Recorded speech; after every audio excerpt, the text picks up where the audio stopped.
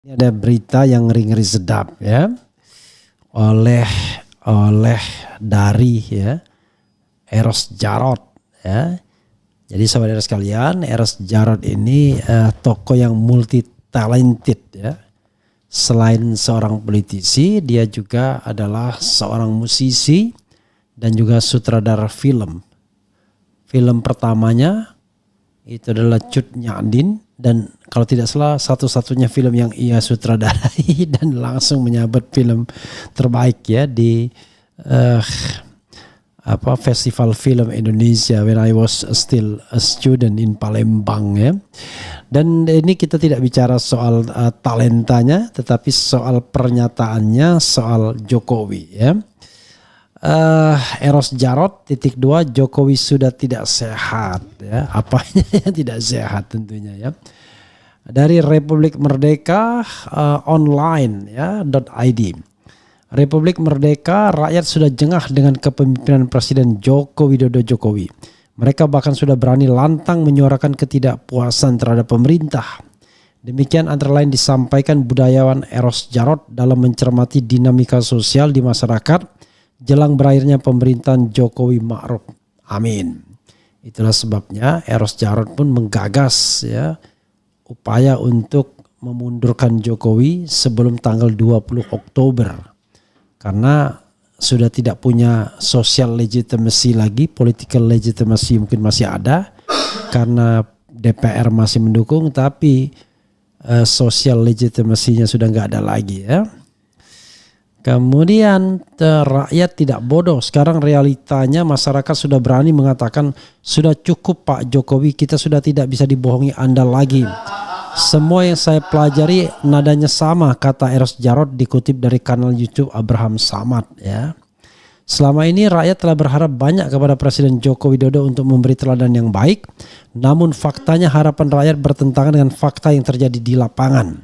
Sorry sir, I don't trust you anymore. Yang diharapkan oleh rakyat, Presiden memberi contoh, menjadi teladan, bukan meneladani yang tidak baik, kritiknya. Sebagai kepala negara, pernyataan Jokowi yang kerap menjadi kebijakan justru tidak menunjukkan konsistensi. Yang namanya sabdo pandito ratu, kalau sudah tak berucap sudah jadi kebijakan.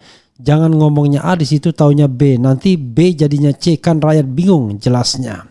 Melihat ketidakkonsistenan Jokowi, Eros Djarot menilai wajar jika belakangan muncul aspirasi untuk menurunkan Jokowi dari kursi kekuasaan.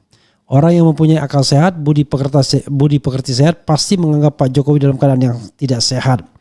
Jadi memang sudah parah kalau umpamanya minta seperti itu turun dan diadili, itulah realita suara rakyat yang murni, tutupnya. Ya saudara sekalian, itu dari podcast ya, tentu podcastnya lebih banyak lagi isinya. Itu hanya satu angle saja dari podcast itu tentunya. Tetapi intinya kita sudah tahu bahwa tokoh sekaliber Eros Djarot pun yang sangat pernah dekat dengan pemerintahan Presiden Jokowi, banyak pernah membantu juga di pemerintahan Presiden Jokowi meskipun tidak secara terbuka ya, seperti menjabat menteri dan lain sebagainya, tetapi banyak melakukan kegiatan. Itu juga meminta agar Jokowi mundur atau diberhentikan ya. Memang saudara sekalian, waktu sudah tidak banyak lagi. Sekarang ya tinggal berbilang beberapa hari lagi, tetapi bukan berarti aspirasi untuk menghendaki Jokowi mundur itu tidak konstitusional atau tidak sah. Karena bagaimanapun walaupun tinggal berapa hari, ada perbedaan signifikan antara mengakhiri masa jabatan karena habis masa jabatan dengan dimundurkan. Kalau dimundurkan itu menunjukkan bahwa masyarakat sudah tidak senang, sudah tidak suka lagi dengan pemerintahan yang ada. Tapi kalau mengakhiri masa jabatan ya bisa dikatakan senang tidak senang ya. Sebagian mungkin masih suka, sebagian tidak suka. Tetapi kalau dia dimundurkan berarti mayoritas masyarakat sudah tidak senang lagi, ingin dia diakhiri jabatannya secara lebih radikal, secara lebih tidak di luar jalur konstitusional tapi ekstra konstitusional ya.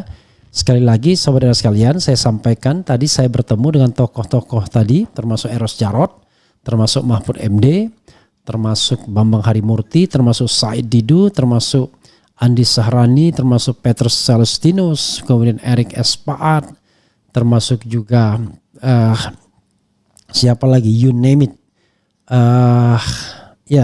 Lukas Luarso ya, kemudian Antoni Budiawan, semuanya sepakat meminta Jokowi mengundurkan diri. Jokowi mundur sebelum tanggal 20 Oktober. Ya, soal mau dan tidak itu soal lain, tapi aspirasinya mengarah ke sana. Minta juga Gibran tidak dilantik karena tidak layak lagi sebagai wakil presiden terpilih. Kalau kita melihat kelakuannya di akun Kaskus Fufu Fafa dan juga Form Spring, ya, selain menghina presiden terpilih, menghina artis, tapi juga ngomong-ngomong yang seksual, ya, ngomong-ngomong yang jorok, ya, sehingga wajar kalau kemudian banyak yang menuntut agar dia tidak dilantik, ya. Kalaupun dilantik, di impeach nantinya. Begitu sobat RH sekalian. Dan kalau soal Gibran, ya ada yang lucu juga ketika orang kemudian mengirimkan apa istilahnya, ternyata yang muncul adalah nama Gibran Raka Buming Raka, ya. Oke.